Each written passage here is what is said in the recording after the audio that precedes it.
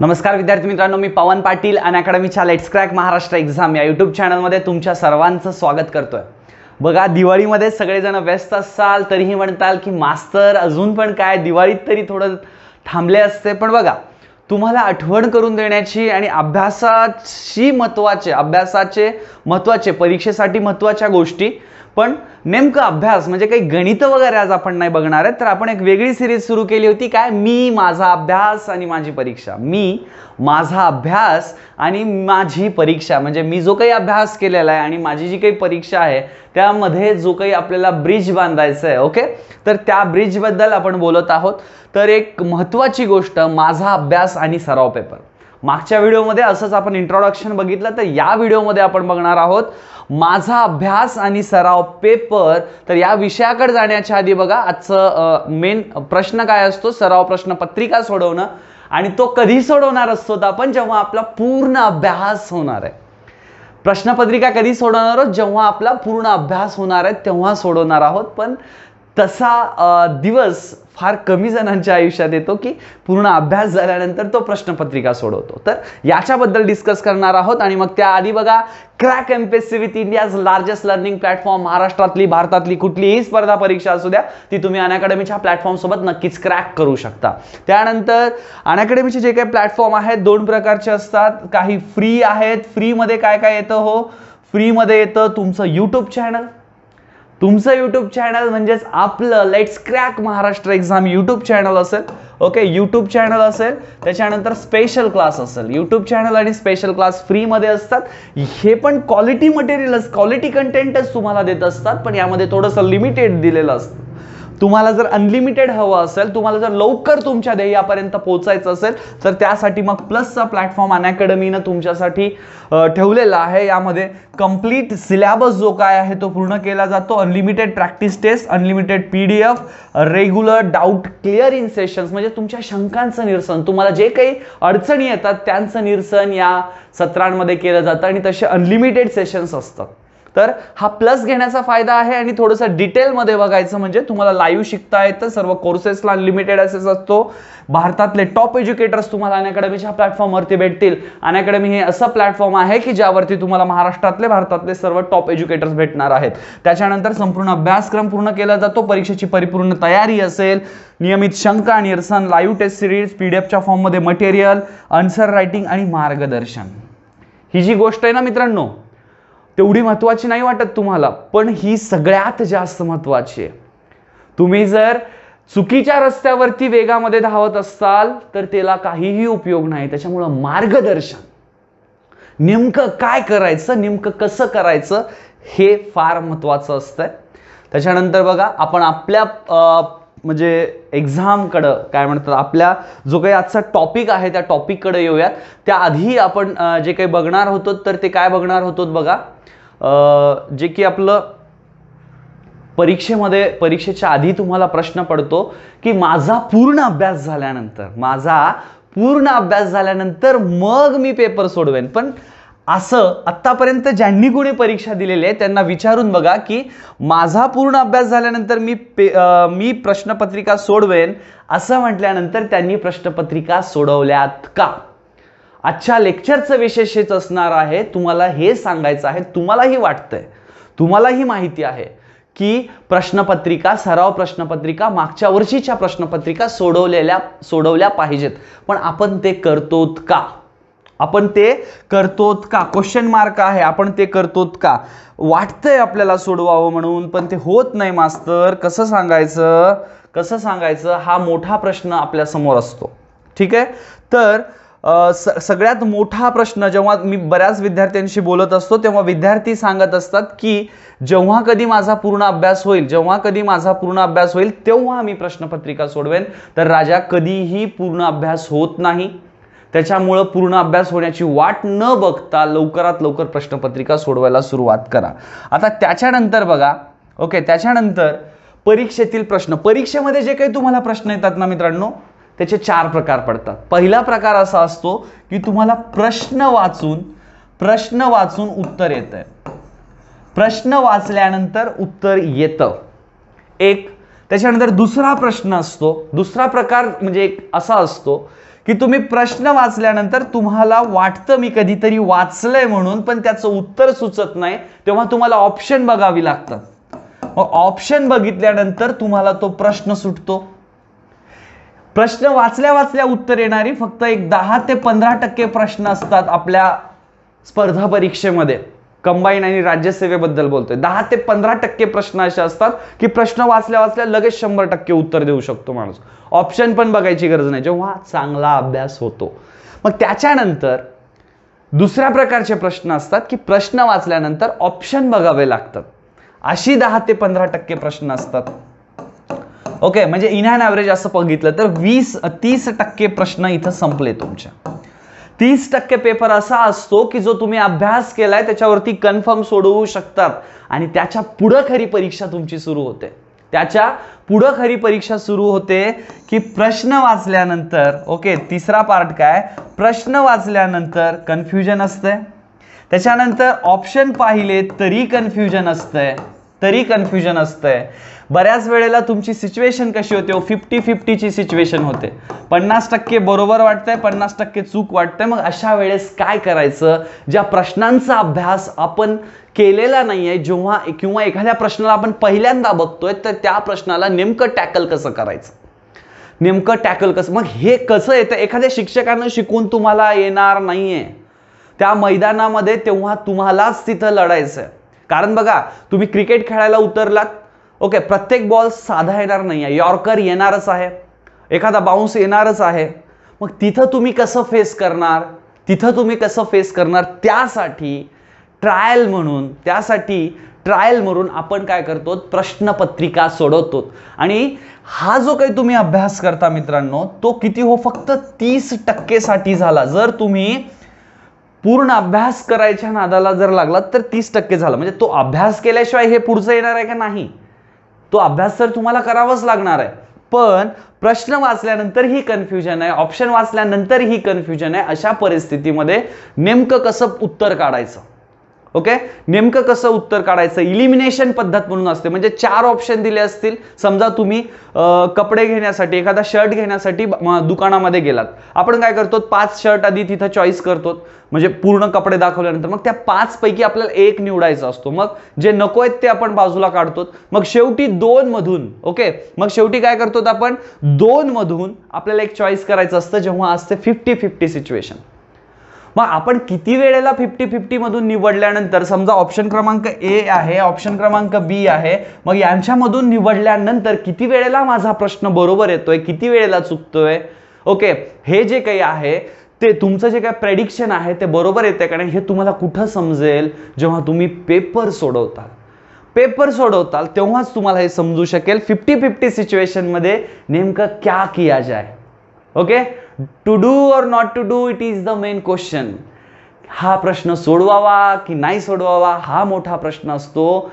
आणि हारने का डर और जीतने की उम्मीद, इन दोनों के बीच में का जो वक्त होता है, तब तुम क्या करते हो. तो प्रश्न सोडवणार, नाही सोडवणार, काय करणार. मग जे प्रश्न आपल्याला नवीन आहेत, ओके, परीक्षेमध्ये गेल्यानंतर एखादा यॉर्कर येतोय, एखादा बाउन्सर येतोय, तेव्हा नेमकं त्याला कसा फेस करायचंय, त्या प्रश्नाला नेमकं टॅकल कसं करायचंय. नवीन प्रश्न येतोय, मी जे वाचलंय, माझं जे काही, मला त्या प्रश्नाबद्दल जे काही नॉलेज आहे फक्त 50% नॉलेज आहे. एखादा म्हणजे तुम्ही जेव्हा पेपर देताल, जर पहिल्यांदा देत असाल तर तुम्हाला हे म्हणजे नवीन वाटेल, काय सांगतोय मास्तर, असं असतंय का, असं वाटेल. पण ज्यांनी एखादा पेपर दिलेला आहे त्यांना हे व्यवस्थित समजेल की मास्टर को नेमकं कहना क्या है, आखिर तुम कहना क्या चाहते हो, त्यांना समजेल ज्यांनी पेपर दिलाय. कारण पेपर देऊन बाहेर आल्यानंतर आपल्याला वाटतंय मी वाचलंय त्याच्यातलं किती आलं होतं, हा आपल्याला प्रश्न पडत असतो. त्याच्यामुळं नवीन प्रश्नाला टॅकल कसं करायचं याचा सराव करण्यासाठी पूर्ण अभ्यास झाल्यानंतर पेपर सोडवतो असं म्हणत बसण्याची गरज नाहीये. तुम्हाला काय करायचंय, ते प्रश्न टॅकल करण्यासाठी तुम्हाला पूर्ण अभ्यास होण्याची वाट बघायचं नाहीये. जर समजा तुम्ही बघा अभ्यास करताना कसं करणार, नवीन वाचणं असेल, त्याच्यानंतर क्वेश्चन पेपर सॉल्विंग असेल, त्याच्यानंतर रिव्हिजन असेल, तर ह्या सगळ्यांना सेम वेटेज तुम्हाला द्यावं लागणार आहे, तेव्हा तुमचा रिझल्ट येणार आहे. हे मी नाही सांगत आहे, हे मला तर वाटतंय, पण बऱ्याच अधिकारी लोकांनी सांगितलेली गोष्ट आहे की नवीन जे काही न्यू रिडिंग जी काही आहे त्याच्यासाठी समजा जर एखादा विद्यार्थी 8 तास अभ्यास करत असेल तर न्यू रिडिंगला जर तो 4 तास देत असेल तर क्वेश्चन सॉल्व्हिंगला 2 तास दिले पाहिजेत, रिव्हिजनला 2 तास दिले पाहिजेत, किंवा थोडासा टाइम कमी जास्त करून घ्या, ते तुमच्या मनावर आहे तुम्हाला कोणतं कसं करायचंय. पण बऱ्याच विद्यार्थ्यांचा प्रॉब्लेम असतो, ते नुसतं वाचतंय शेवटपर्यंत वाचत राहतंय. परीक्षेला गेल्यानंतर पण तिथं आता परीक्षेमध्ये जाताना काही विद्यार्थी असतात, अरे असं स्पर्धा परीक्षा आहे रे ही. तर तसं फक्त ह्या न्यू रिडिंगने तुमचा रिझल्ट येणार नाहीये, नवीन प्रश्न परीक्षेमध्ये तुम्हाला दिसणार आहेत. एखादा प्रश्न वाचल्यानंतर त्या प्रश्नाबद्दल तुम्हाला 30 ते 40% नॉलेज असणार आहे. त्या 30 ते 40% नॉलेज वरती त्या प्रश्नाचं उत्तर नेमकं कसं काढायचं याच्यासाठी तुम्हाला how to tackle new question, याच्यासाठी तुम्हाला क्वेश्चन सोडवावे लागतील. आणि नुसते क्वेश्चन्स नाही तर क्वेश्चन पेपर सोडवावे लागतील. परीक्षा तोंडावर आहे ना, म्हणून क्वेश्चन पेपर म्हणतोय. ओके, तर रिव्हिजन असेल, न्यू रिडिंग, यांना तिन्हीला तुम्ही समान वाटप केलं पाहिजे. त्याच्यानंतर बघा, पुढे जाण्याच्या आधी अनअकॅडमीच्या बॅचेस बद्दल थोडक्यात सांगून देतो. जे काही अनअकॅडमीच्या बॅचेस असतील, नवीन बॅचेस तुमच्यासाठी अनअकॅडमीवरती सुरू होत असतात. ओके, तर बघा, एक बॅच तुमच्यासाठी 1 नोव्हेंबरला ऑलरेडी सुरू झालेली आहे. राज्यसेवा मेन्सला जे यावेळेस क्वालिफाय आहेत त्यांच्यासाठीची ही बॅच आहे. महाराष्ट्रातले टॉप एज्युकेटर्स प्रत्येक बॅच मध्ये तुम्हाला शिकवतात. ध्येय नावाची एक बॅच आहे, दुसऱ्या क्रमांकाची 3 नोव्हेंबर पासून सुरू होते. महाराष्ट्रातले टॉप एज्युकेटर्स त्यामध्ये तुम्हाला शिकवतात. त्याच पद्धतीनं 10 नोव्हेंबर पासून एक बॅच सुरू होते ध्येय नावाची. ओके, तिसरी बॅच आहे, महाराष्ट्रातले सर्व टॉप एज्युकेटर्स यामध्ये तुम्हाला शिकवतायत. आणि कोणतंही सबस्क्रिप्शन अनअकॅडमीचं घेत असाल तुम्ही तर बघा, राज्यसेवा, PSI, STI, ASO आणि डिपार्टमेंटल PSI या तीनही एक्झामसाठी एकच सबस्क्रिप्शन तुम्हाला घ्यावं लागतं. आणि हा आपला टेलिग्राम ग्रुप आहे, पवन फॉर अनअकॅडमी नावाचा, पवन 4 अनअकॅडमी नावाचा आपला टेलिग्रामचा ग्रुप आहे, तो नक्की जॉईन करून घ्या. आणि हा पवन 10 माझा प्रोमो कोड आहे, तो सबस्क्रिप्शन घेताना लक्षात असू द्या. तर मेन मुद्दा आजचा आपला काय आहे? ओके, आखिर में तुम कहना क्या चाहते हो, तो मैं कहना ये चाहता हूं, सराव प्रश्नपत्रिका. ओके, सराव प्रश्नपत्रिका सोडवत तुम्हाला अभ्यास करावा लागेल. संपूर्ण अभ्यास झाल्यानंतर मी सराव पेपर सोडवतो असं म्हणत बसलात तर तुमचा संपूर्ण अभ्यास होणारच नाहीये. ओके, आणि संपूर्ण अभ्यास झाला तरी परीक्षेमध्ये नवीन प्रश्न येणार आहेत. तुम्ही जे वाचून गेलात त्यापैकी 30 ते 40% तुम्ही त्याचा आधार घेऊन तुम्हाला प्रश्नाला टॅकल करता यावं लागणार आहे. त्यामुळं तुम्हाला प्रश्नपत्रिका सोडवाव्या लागणार आहेत. आयोगाचे प्रश्न, आधी आलेल्या प्रिव्हियस इयर क्वेश्चनसाठी बरेच पुस्तकं आपल्याला मार्केटमध्ये अवेलेबल आहेत. ओके, तर तुम्ही त्यापैकी कोणतंही वापरू शकता, जे तुम्हाला आवडेल, पण नक्की वापरा. त्याच्यानंतर आयोगाच्या बघा, सगळं करत असताना तुम्ही कुठल्याही क्लासच्या, म्हणजे बरेच पुण्यामध्ये वगैरे राहत असताल तर बऱ्याच अकॅडमीचे पेपर होतात, सगळेच त्यांच्या परीनं चांगले पेपर काढतात. काही अकॅडमीचे पेपर्स अवघड असतात म्हणून विद्यार्थी तिकडे जातात. काही अकॅडमीचे पेपर्स बरोबर म्हणजे आयोगाशी तुलना होऊ शकत नाही, पण ठीकठाक असतात. तर एकदम अवघड पेपर सोडवायचा आहे असंही नाही, म्हणजे आपली प्रॅक्टिस झाली पाहिजे. बऱ्याच टेस्ट सिरीज आहेत, कुठलीही टेस्ट सिरीज तुम्ही ऑनलाईन ऑफलाईन जॉईन करू शकता. अनअकॅडमीवरती अनेक टेस्ट होत असतात. ओके, तर अनअकॅडमीवरच्याही टेस्ट, मॉक टेस्ट असतील, फ्री टेस्ट असतील, स्कॉलरशिप टेस्ट सुद्धा तुमच्यासाठी अनअकॅडमी ऑर्गनाईज करत असते. नक्कीच त्या टेस्ट जॉईन करत चला. आणि हे सगळं करत असताना, सगळे बाहेरचे पेपर आपण देत असताना आयोगाच्या प्रश्नपत्रिका विसरू नकात. स्पेशली जर तुम्ही राज्यसेवेची तयारी करत असाल तर सीसॅटचे जे मागचे 8 पेपर आहेत ते 8 पेपर बघा, व्यवस्थित लक्ष देऊन सांगतोय की ते जे 8 पेपर आहेत ते 8 पेपर आत्तापासून, ओके, ते 8 पेपर तुमचे आत्तापासून कमीत कमी 3 वेळेला तरी सोडून झाले पाहिजेत. कमीत कमी 3 वेळेला. ओके, कमीत कमी कसं म्हणतो मी, कमीत कमी 3 वेळेला सोडून झाले पाहिजेत. आयोगाचे जे 8 पेपर आहेत सीसॅटचे आतापर्यंत झालेले, कमीत कमी 3 वेळेला सोडून झाले पाहिजेत. आणि जेव्हा तुमचा 2 जानेवारीला पेपर आहे तुमचा, तर 20 डिसेंबरच्या नंतर सीसॅटचा फक्त आणि फक्त आयोगाचा पेपर सोडवायचा आहे. जे 8 पेपर आहेत ना, 20 नाही समजा 25 पासून सोडवा. 31 दिवसाचा महिना असतो डिसेंबर, तर ते 6 दिवस आणि पुढचा 7 आणि 8 दिवस. ओके, किंवा मग 20 डिसेंबर पासून दररोज एक पेपर आयोगाचाच सोडवा. परीक्षेच्या पुढं सीसॅटचे, स्पेशली सीसॅटचे दुसऱ्या कुठल्याही म्हणजे ट्युशनचे वगैरे पेपर मी त्यांना नाव नाही ठेवत आहे, ते पेपर चांगलेच आहेत. प्रत्येकजण आपापल्या परीनं बेस्ट तुम्हाला देण्याचा प्रयत्न करतोय. ओके, त्याच्याबद्दल काही म्हणजे मला शंका नाहीये. तर सांगणं एवढंच आहे की ती 20 डिसेंबरच्या पुढं असेल, 22 डिसेंबरच्या पुढं असेल, आयोगाचाच पेपर सोडवा. म्हणजे ते जी फॉन्ट साईज पण असेल, तो पेपर असेल, सगळं काही नवीन झेरॉक्स काढून घेऊ ना बरं का. नाहीतर दरवेळेस त्याच्यामध्येच काळं, एकदा लाल पेन, एकदा असं ना, एवढा कंजूसपणा नका करू. ओके, तर आयोगाचेच पेपर तुम्ही सोडवा. आयोगाच्या पेपरांना विसरू नका. याच्यानंतर अशाच चांगल्या चांगल्या गोष्टी आपण अभ्यासाशी म्हणजे गणित आणि बुद्धिमत्ता शिकवायला आपण 8 तारखेपासून 8 नोव्हेंबरपासून सुरुवात करतच आहोत.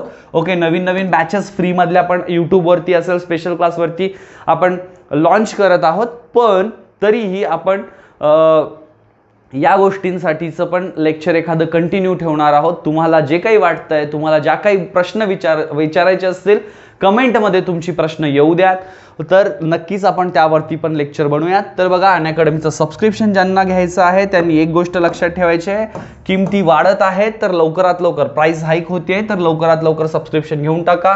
कोणतंही सबस्क्रिप्शन घेत असताना PAVAN PAWN10 हा प्रोमो कोड वापरायला विसरायचं नाही. आणि 12 किंवा 24 महिन्याचा जो काही पॅक आहे तो जास्त रिझनेबल आहे, तो प्रेफर करा. 1, 3, 6 महिन्याचेही पॅक आहेत, पण 12 किंवा 24 महिन्याचा पॅक मला जेवढं गणित येते त्यानुसार तो रिझनेबल, जास्त रिझनेबल आहे. तसं अनअकॅडमीचे सर्वच जे सबस्क्रिप्शन आहेत अतिशय कमी किमती आहेत. तुम्ही जेवढा मोबाईलचा रिचार्ज मारता तेवढे मंथली पैसे तुम्हाला रिचार्जसाठी म्हणजे सबस्क्रिप्शनसाठी लागतात. ओके, तर हा आपला टेलिग्राम ग्रुप आहे. पुनश्च एकदा सांगतोय, तुमच्या काही अडचणी, शंका, न आलेले गणित असतील, तुम्ही नक्कीच तिथं शेअर करू शकता. PAWN10 हा माझा प्रोमो कोड आहे, तो नक्कीच तुम्ही वापरताल सबस्क्रिप्शन घेताना. आणि अनअकॅडमीच्या लेट्स क्रॅक महाराष्ट्र एक्झाम या यूट्यूब चॅनलला अजूनपर्यंत सबस्क्राईब केलं नसेल तर लगेच सबस्क्राईब करून घ्या. आणि जे विद्यार्थी आधीपासून आहेत, वाटत असेल मास्तर कामाचं सांगून गेलंय, तर लाईक नक्कीच करा. आणि प्लीज तुमच्या मित्रांना व्हिडिओ शेअर करा, जेणेकरून 8 तारखेपासून जी आपली बॅच सुरू होत आहे त्याला सगळेजण जॉईन करू शकतील. आणि बेल आयकॉनला प्रेस करून घ्या, जेणेकरून तुम्हाला सगळे नोटिफिकेशन, मास्तर जेव्हा कधी लाईव्ह येईल तुम्हाला नोटिफिकेशन येतील. तर लाईक, शेअर अँड सबस्क्राईब करून घ्या. ज्यांनी सबस्क्राईब आत्ता केलं असेल त्यांनी बेल आयकॉनला पण प्रेस करून घ्या. तर भेटूयात पुढच्या व्हिडिओमध्ये. तोपर्यंत सर्वांना जय हिंद.